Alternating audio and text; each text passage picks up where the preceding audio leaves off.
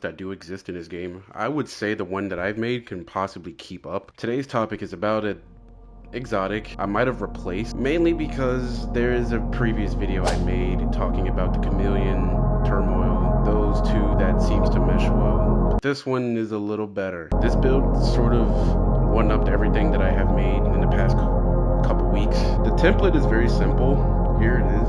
I can see how this looks confusing as far as brand sets. Some of it is not necessary, but the exotic that I'm really talking about, which surprised me, is the Strega assault rifle. This exotic, by far, in my opinion, might be better than the chameleon or any other AR that I have decided to use with certain damage builds, and a lot of talents to counter the one named item, which is the turmoil knee pad. What the knee pads does, obviously, strips half your weapon damage and apply it to another enemy within 30 meters. Will apply a mark on every enemy within 20 meters of it. Sounds a little similar. Multiple marks can be applied to the same enemy.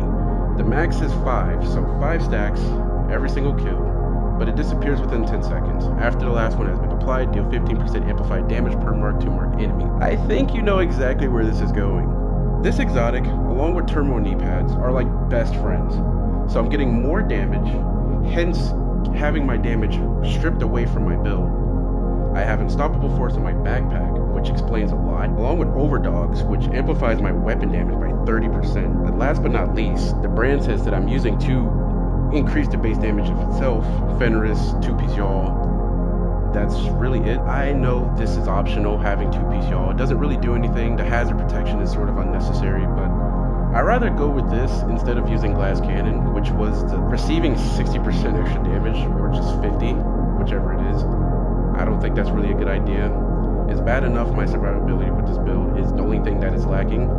So Unbreakable is the option. If there was a way I could run Obliterate with this build, I would have gone for it instantly. But there is no way. This build does play a part. As you can see in some fights in these clips here, I've been surprised. The amount of kills I was getting and how fast Unstoppable Force was kicking in every time I would kill enemies without actually shooting at them explains that this assault rifle has a lot of potential.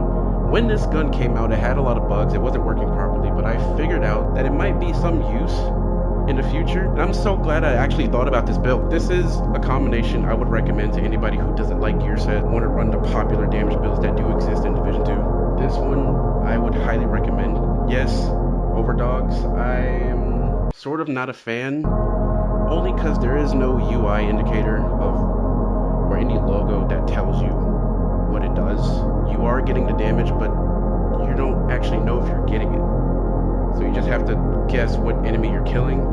Other than that, that is one exotic I've underestimated as well. I just sort of left it in my stash, but I decided to do something with it. But that's not really the star of this build. The Strega is very underrated exotic. I don't really see a lot of many people using. I actually enjoy this combination.